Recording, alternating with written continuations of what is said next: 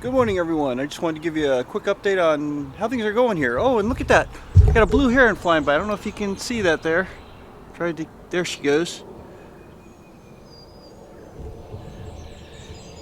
Anyway, I don't know if that came out, but we'll see.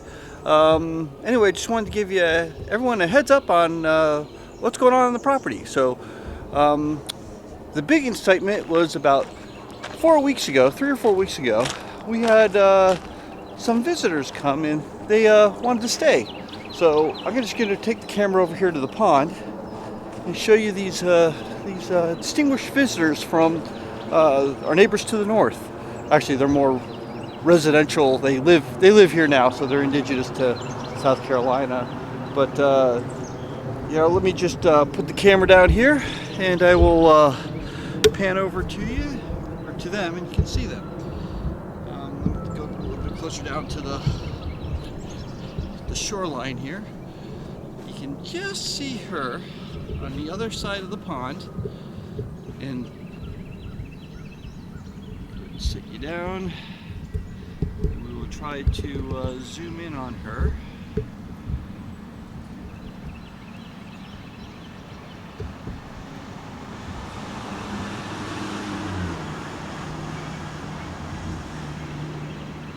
So that's the female goose, Canada goose. She does have eggs on that nest. It looks like there's probably 2, maybe more. I did see her rotating them around the other day. I thought there may have been a little movement there, but no, they're just the eggs that she was moving around. But she's been sitting on that nest for pretty close to 4 weeks. So we're expecting this sometime this week or this weekend for her to hatch. And that'll be cool to have little babies running around. And just so you know, she's not. Her cohort is right there. That's her mate, and he'll protect. He's pretty much runs this pond now, and he will chase off anything that comes here. They got the guinea fowl that he'll chase off, that herring that he'll chase off too, and then the little Muscovy ducks that inhabit the pond. He'll chase them off.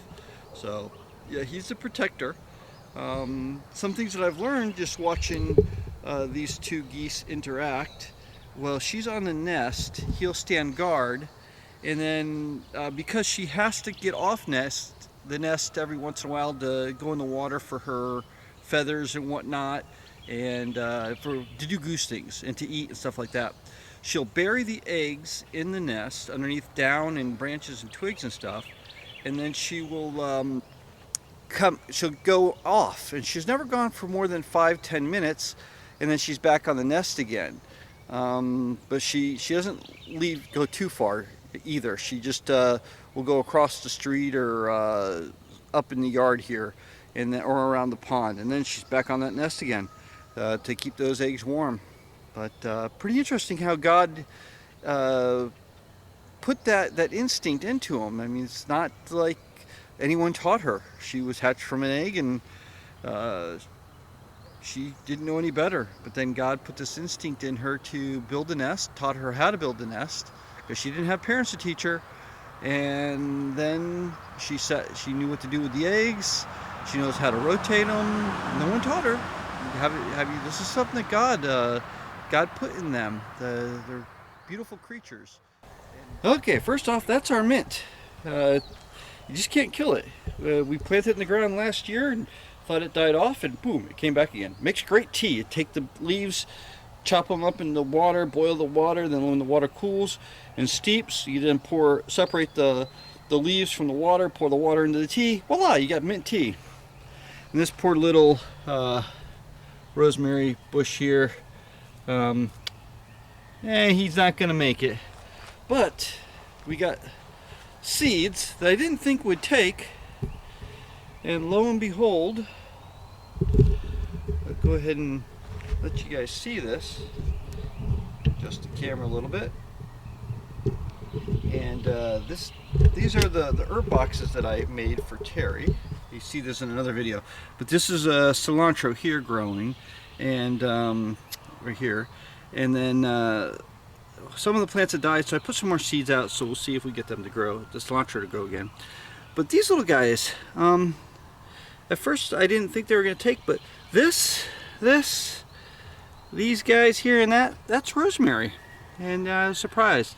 I thought they were originally going to be this little guy here, which is thyme.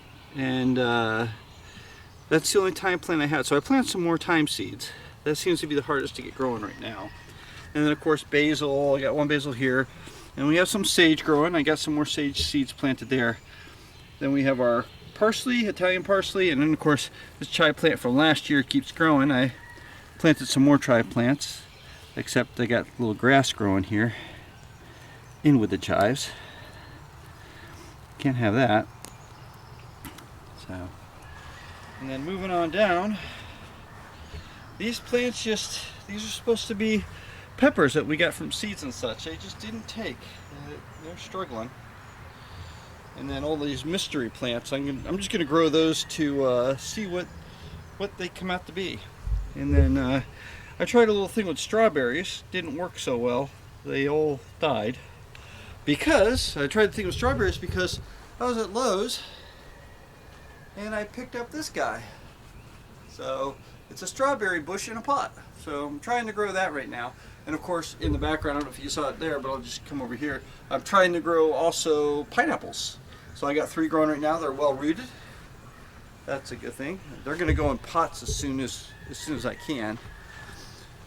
But because we like rosemary so much, I did buy rosemary plants at Lowe's as well, and got those into the pots for them to grow. And then this is the potato plant. This has been my experiment, and it's turning out really good. In an earlier video you saw that I had got those potato seeds, and yeah, it's just every day they're growing bigger and bigger. I've already outdone the instructions because the instructions say only go to 12 inches deep, and these have well exceeded 12 inches now. But hopefully we get a bumper crop of potatoes this year, or at least a bucket crop of potatoes. Oh, and then on to the garden. I got watering going right now. Noticed that these were getting a little dry, so we're starting to water a little bit more for them. But these are the mystery squash that I had started here, and then there's 2 over there as well. Those are the mystery squash, but they've got flowers on them right now. That's a good thing. We did get these squash should have come up. These are seeds that we got from seeds and such. There's several of them that are coming up. And then of course we got our peas, some of last year's broccoli seeds that I got started, and then beans, which some little insect or something is munching down on them. And then more peas, and then these are the tomato plants that I started from seed this year. Got the seeds from seeds and such, and they seem to be growing really good. And then I got some pepper plants from the blue box, and they seem to be growing good as well. But on to the others. Some of you might remember from other videos, this little guy right here. He got frostburned really bad, but he's starting to come back. That's the mulberry bush. And I got a weed here, got to pull out. And we're hoping that we get mulberries soon. Maybe not this year, but hopefully next year. I got to do a better job of covering it when they start putting their leaves out in the spring. But this little blueberry bush, he's going great guns now. But the real blueberry surprise is this one, with all of its blueberries. Not a lot there for a meal, but enough that Terri and I can have a little blueberry snack this year. Birds don't get them. And then the other blueberry bush over here, which he's coming along too. He's just moving a little slower. We all can't be Speedy Gonzales. But this is another surprise.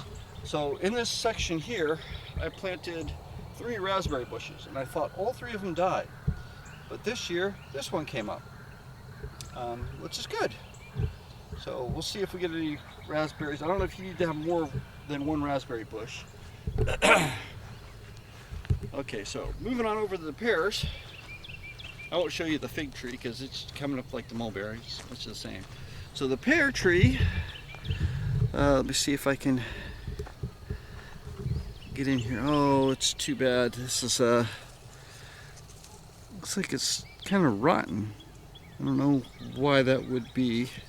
Leave a comment if you know why. But we did have a whole bunch of buds. Oh, here's another pear down here. I don't know if I can get that on camera. There's another pear right there. So that one seems to be rotten. I thought there would be more pears. There probably is. You know, they have a way of hiding on here because they're green and the leaves are green. But this one, same over here. We had Terry and I found a couple pears. Like there's this little pear right here, having the same thing happen to it that the other one is. And then there was another pear. Oh, there's another pear around here. So, oh, right there. There's the other pear down there. So, and then the grapevine is going great guns too. So I just have to keep re-educating it because it forgets that it has to climb up the trellis and it tries to grow out. But I will teach it.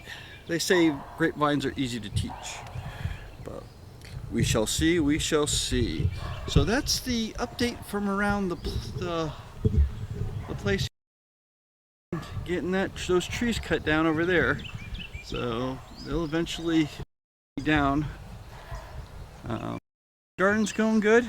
That's next year's garden over there on the far end. And the other one. But yeah, that's the garden. So I gotta move the water real quick. And I think I get ready to go to the gym. So that's the story from South Carolina. Thanks for watching.